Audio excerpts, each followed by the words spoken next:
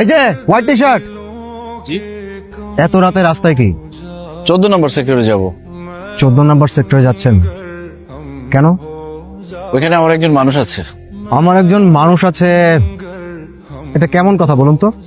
জি, ওইখানে আমার একজন মানুষ আছে, আমি তার সাথে দেখা করতে যাব। তা আপনার বাসা কোথায়? মোহাম্মদপুর। আপনি কি এখন মোহাম্মদপুর থেকে এখানে আসলেন?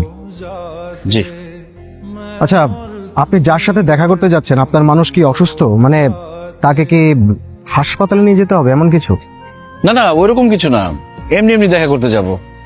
বাহ, রাত বাজে 2:30, মোহাম্মদপুর থেকে উত্তরা, কোনো কারণ ছাড়া শুধু দেখা করতে যাচ্ছেন, বিশ্বাসযোগ্য?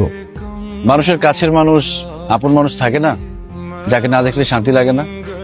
আপনার কাছের মানুষটা কি আপনার মা? না না, মা না, তাহলে? বান্ধবী।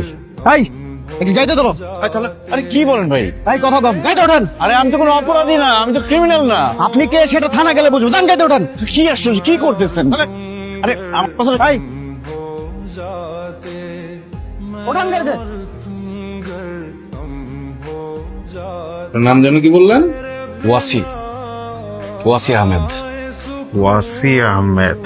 ওয়াসি সাহেব, সাহেব শুধুমাত্র বান্ধবীকে দেখার জন্য রাত 2:30-3টা বাজে মোহাম্মদপুর থেকে কে উত্তরে আসে বলেন?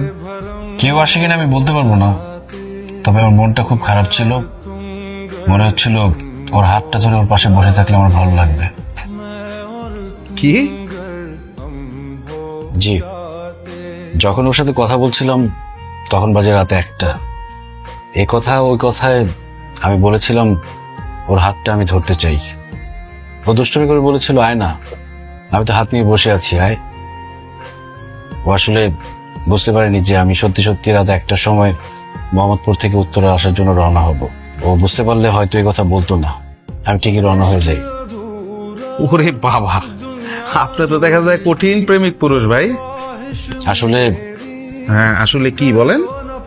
কি বলবো, আমি খুবই নিম্ন মধ্যবিত্ত পরিবারের ছেলে। জানেন, ছোটবেলায় আমার মা আমাকে কখনো খেলতে পর্যন্ত দিত না। কেন? খেলতে গিয়ে যদি আমার হাত পা ভাঙে, আমার মা তো চিকিৎসা করাতে পারবে না।